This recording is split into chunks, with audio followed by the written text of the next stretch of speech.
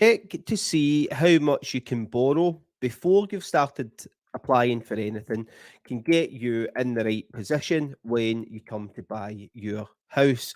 This is something that I've spoken previously about, and it's something that I'm getting asked a lot of questions on. So I thought I'd do another episode and another episode to talk you through how it works. Now, the first thing that you can do when you're looking to check your affordability is to check the affordability calculators, and there's lots of them online. There's one on my website at tfmortgages.co.uk. You can even find them when you're searching for houses on things like Rightmove and Zoopla. And banks have all got their online affordability calculators. Now, these are great for an indication, but it is just that. It's just an indication as to the borrowing amount, because there's lots of complex algorithms that go in to determining how much you can borrow.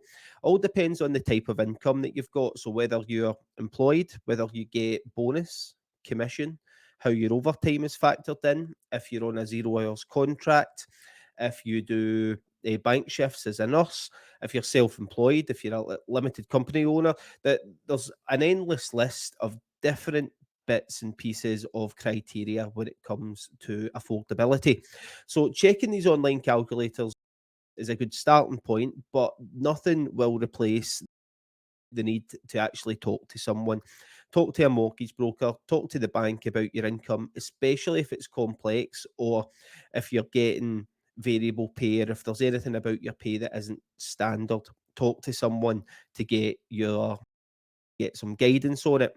Then, once you know that, what you want to be doing is you want to be planning your buying journey. So, you want to be thinking about things like the houses that you're after, thinking about things like the monthly payments, what the total cost of buying that place would be, not just the mortgage payments. Think about things like the council tax, your gas and electric payments. Is it a standard building? Is the building's insurance going to be fairly cheap? How much is your life cover going to be? All of these different factors you should be taking into consideration when at the very start. And once you've factored all of those kind of things in and you've got an understanding of what you want to spend and what your payments will be, you can then move on and get yourself a mortgage in principle. And the mortgage in principle is just an indication from a lender that they're going to be able to give you the money that you need to buy your home. It isn't set in stone, it's not binding, it is just in principle. So it's always a good idea that you at that stage that you're being as accurate as possible. But yeah, it's a good starting point to see if you're going to get a mortgage. Thanks for tuning in. If you do find it useful, please give it a like, share, and subscribe. Cheers.